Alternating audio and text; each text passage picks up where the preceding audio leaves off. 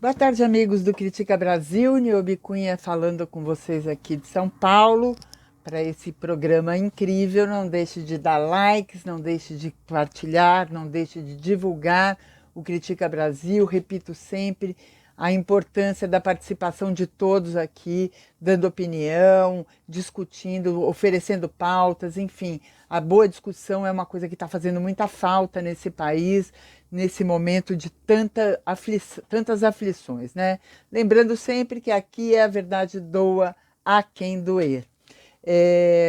Eu gosto sempre de começar o programa dedicando os nossos respeitos da equipe do Critica Brasil a todos os familiares de vítimas dessa doença terrível, né? Desse vírus terrível que nos ataca.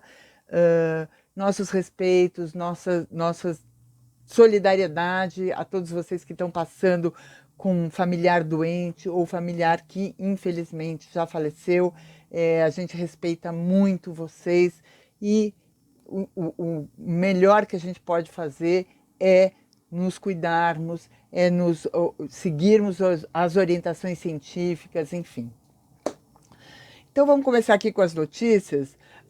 O novo ministro do STF, Cássio Nunes, integra a ala anti-Lava Jato e deve ajudar Lula em recursos do STF. O Cássio Nunes, enfim, foi escolhido até por esse perfil dele ser anti-lavajatista, obviamente com críticas a Sérgio Moro,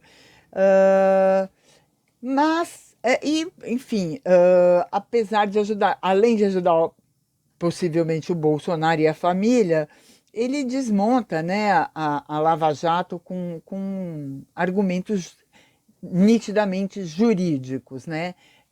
Enfim. A questão aqui é que, aparentemente, pelas notícias, se diz que ele está beneficiando Lula. Então era bom que a gente discutisse isso amplamente e com clareza das ideias, desculpem. Ele não está a favor do Lula, ele não está a favor do Bolsonaro. O juiz Cássio Nunes é um garantista, é um juiz garantista, e ele está seguindo a Constituição. Nada mais, nada menos do que seguir a Constituição.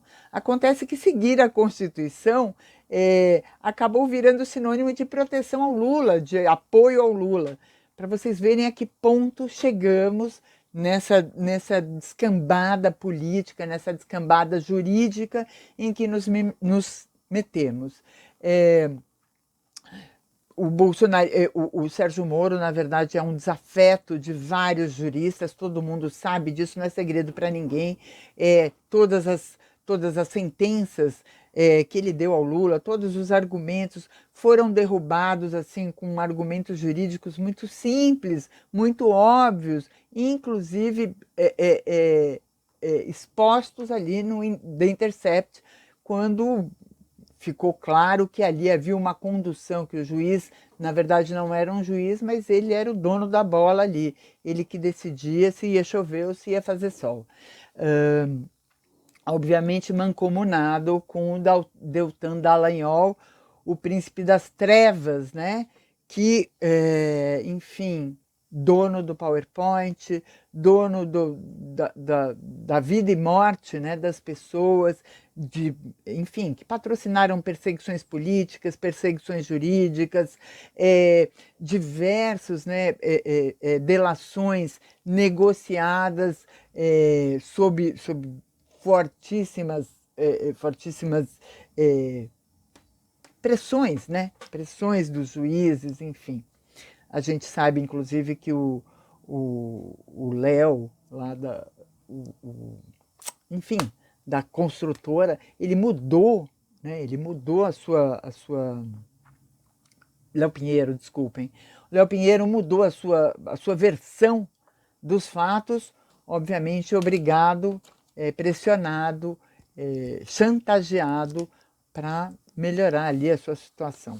Isso ficou muito claro, aconteceu isso diversas vezes, enfim. E, enfim, a Lava Jato não é segredo para ninguém, que foi a grande ferramenta de destruição da indústria brasileira. Se nós estamos vivendo o caos que estamos vivendo bem antes da pandemia, é bom que se diga, né? Que esse caos não começou, o caos econômico, o desemprego não começou na pandemia, ele só se agravou. Muito se deve à condução de que Sérgio Moro e os jovens do Ministério Público do Paraná mancomunaram contra o país. Não foi contra o Lula, não foi contra o PT, não foi contra a esquerda, foi contra o país que eles trabalharam. Enfim, até hoje eles estão aí desfilando em carro aberto, eles têm lá os seus fãs, mas é bom que se diga, né?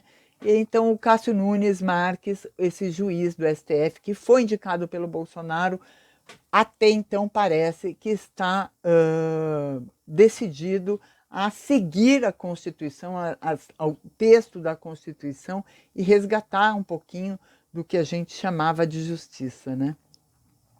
Outra notícia é a avaliação do governo, que se mantém no melhor nível desde que começou o mandato do Bolsonaro, se mantém em 37% de aprovação. Mas eu faço aqui uma ressalva e é bom que se diga. O governo Bolsonaro também, nessa pesquisa do Datafolha, se mantém como a pior avaliação de governo em primeiro mandato. É o pior governo em primeiro mandato. Então, se por um lado a gente se assusta com quem serão esses 37% da população que ainda consegue apoiar um genocida, uma pessoa que não tinha nem plano de governo, vamos ser honestos, ele não tinha nem plano de governo, eles não sabem o que devem ou não fazer, eles vão fazendo aos golfos, né, as golfadas, de acordo com as demandas, né? Não sei se vocês repararam, todo mundo critica o Pazuello, o ministro da Saúde, todo mundo critica o Bolsonaro e o Guedes sumiu do noticiário. Gente, nada disso aconteceria sem o apoio de toda a estrutura de destruição montada pelo ministro da Economia, Guedes. O Guedes não pode ficar omisso, o Guedes não pode. Hoje saiu na Folha de São Paulo um editorial que critica o governo Bolsonaro. Não existe uma linha criticando Paulo Guedes. Não existe uma linha acusando o governo neoliberal enfim, de propiciar, de beneficiar esse estado de coisas que estamos vivendo. É bom que se lembre, a economia foi apoiado, todo o projeto econômico foi apoiado amplamente por toda a imprensa oficial, por toda a grande imprensa, os grandes jornais. Todos eles apoiaram. Não apoiaram abertamente o Bolsonaro, mas apoiaram a política do Guedes. O que significa apoiar o Bolsonaro. Portanto, fazer editoriais agora é só comparar o editorial que pedia a saída de Dilma com o editorial chamando o Bolsonaro de irresponsável. Ou seja, enquanto a Dilma era uma bandida para os editoriais dos jornais, o Bolsonaro é apenas um irresponsável, um louco, e que, ao que parece, ninguém sabia, né? Porque a imprensa apoiou. A imprensa disse que votar no Bolsonaro era a mesma coisa que votar no Haddad. Ou seja, construíram este governo tijolo por tijolo e são responsáveis. A imprensa é responsável, sim, ela que assuma, ela que faça a sua autocrítica, que ela gosta tanto de pedir à esquerda, ao PT, ela que faça a sua autocrítica, porque ela conduziu com mão de ferro o país para esse estado de coisas. Bem antes da Covid, é bom que se lembre. Enfim, aqui agora a questão do impeachment, né, gente, que está escancarado, que está mais que escandaloso, que está mais do que urgente, já passou de todos os limites de tolerância, este governo que promove a morte, o ódio, a desavença, enfim, a despolitização, que é o que a gente está assistindo. Na verdade, quando você entra nos argumentos de bolsominions, você percebe que existe uma falta de argumentação, uma falta de verdade, uma falta de consistência em qualquer fala desses seres, que 37%, vamos lembrar, ainda apoiam, né, essa figura nefasta do presidente. Mas aqui tem uma fala, né, do Rodrigo Maia, que foi entrevistado, e negando que ele tenha sido omisso em relação ao impeachment, e em sua defesa ele diz que se ele levasse à frente, né, a proposta de impeachment, a eleição de impeachment, ele tiraria o foco da Covid. Com todo respeito ao presidente da Câmara, né, Rodrigo Maia, obviamente o que ele fala não tem pé nem cabeça. Os pedidos de impeachment precederam em muito né, o estouro da Covid. Foi bem antes de março, já tinham vários pedidos de impeachment com fortíssima argumentação, com elementos fortes, no mínimo que se abrisse uma investigação. Maia, obviamente, esperou até o final dos 2 anos, ele ainda tinha alguma esperança em negociar o seu cargo, sua reeleição na Câmara, como presidente da Câmara, obviamente para tirar partido político da situação. É vergonhosa esse tipo de argumentação, Rodrigo Maia. É vergonhoso. Você nos chama de burro, você nos chama de ignorantes, você nos chama de, enfim, não sei mais do que, não bastasse o presidente, né, ignorar a nossa inteligência, agora Rodrigo Maia, dizendo que não poderia encaminhar os pedidos de impeachment por conta, para não tirar o foco da Covid, que é o foco principal. Vamos imaginar que isso fosse verdade. O Congresso está parado, pensando na Covid, desenvolvendo projetos para a Covid. Como é que está? Volto a perguntar, como é que estão os projetos do senhor Paulo Guedes no Congresso? Ninguém está votando nada. Como é que estão os projetos de meio ambiente? Liberação de agrotóxicos, tudo parado, esperando a Covid? Não, obviamente não estão parados. Esses projetos estão andando, senhor Rodrigo Maia. O povo está morrendo de fome, de abandono, de queimadas em florestas, de comunidades sendo destruídas, de agressões e violência no campo, de, enfim, todo o tipo de violência e barbárie. A gente está assistindo o desmantelo do país graças à sua omissão. Sim, o senhor vai ficar na história como omisso. Não adianta se justificar pela Covid. Nós temos a história ao nosso lado, nós temos uma cronologia dos fatos. Os pedidos de impeachment precederam há muito, desde das fake news. Cadê a CPI das fake news? Está todo mundo preocupado com a Covid mesmo no Congresso? Está todo mundo só trabalhando com a Covid? Ou as pessoas estão cuidando do seu rabo? Né? Cuidando de se defender, cuidando dos dossiês que, obviamente, a gente sabe que estão ali atrás de vocês e que pressionam vocês. A gente sabe que o nome de Rodrigo estava lá na lista, né, das construtoras, ele é o famoso Botafogo, a gente sabe disso. Obviamente, algum militar está com esse dossiê na mão e está atrás do Rodrigo Maia pressionando, porque também as Forças Armadas, de alguma forma, estão tirando proveito. Isso às custas de perderem, né, de jogarem sua reputação na lama.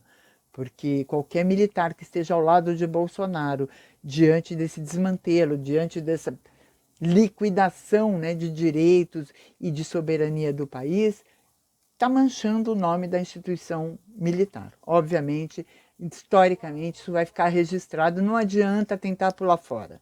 A verdade é essa, doa quem doer, e aqui a gente fala a verdade, doa quem doer.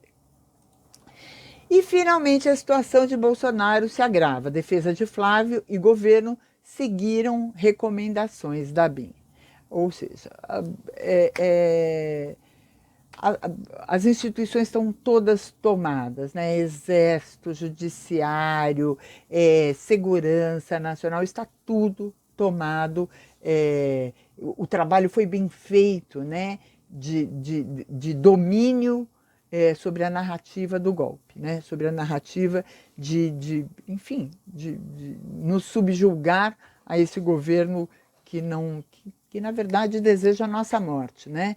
Que põe em risco a vida de milhões de pessoas, que desrespeita famílias que perderam seus entes queridos, que desrespeita famílias que estão pranteando ainda seus mortos ou que estão na agonia dos seus doentes internados, sem vagas em hospitais, enfim.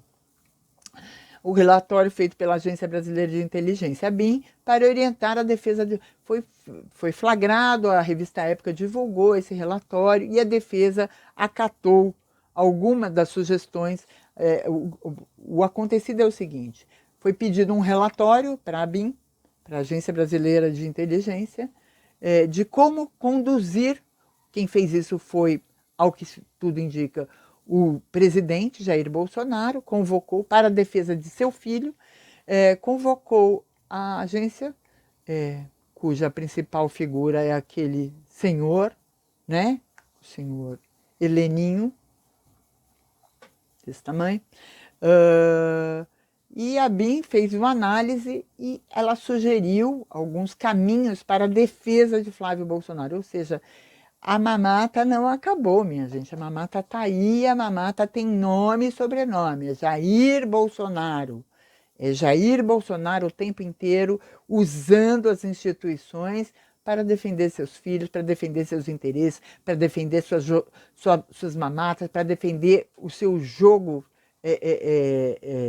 seu jogo com a população, né, com a segurança da população.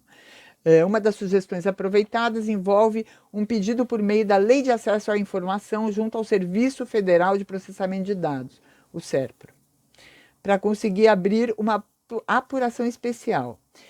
O que eles queriam com isso? Eles queriam tentar alguma prova de que os dados tributários levantados do Flávio Bolsonaro teriam sido acessados de forma indevida. A defesa utilizou isso, já tentou, inclusive, mas não deu certo essa jogada. Mas essa jogada foi orientação da BIM para a defesa de Flávio Bolsonaro. Que papel, hein? São mulheres as advogadas do Flávio Bolsonaro. Que papelão, hein, dona Maria? Que papelão. Outra ação, a defesa seguiu a recomendação de ingressar com uma ação penal por meio de uma notícia-crime junto à Procuradoria-Geral da República. De acordo com a reportagem, os advogados não seguiram a orientação para que a Controladoria Geral da República, CGU, fosse acionada e abrisse uma sindicância na Receita Federal. Enfim, vários dados ali se cruzam de que foram usados algumas indicações da BIM e outras não. Eles têm que responder criminalmente por isso. O general Heleno deveria ser expulso do Exército, pois está conivente com isso, participante ativamente. Foi ele que criou este elo, ele e Jair Bolsonaro criaram este elo entre a BIM e a defesa de Flávio Bolsonaro. Essas advogadas deveriam responder à OAB, né, à Comissão de Ética da OAB, por se utilizarem, né, de uma instituição que está ali com fins públicos, com fins que nós pagamos, que nós mantemos, para defender o senhor Flávio Bolsonaro. Gente, esse é o Critica Brasil de hoje, a verdade doa quem doer. Vamos pensar bem no que a gente está vendo e lendo. As pessoas continuam negando, parece que cresceu o número de pessoas que dizem que não vão tomar a vacina.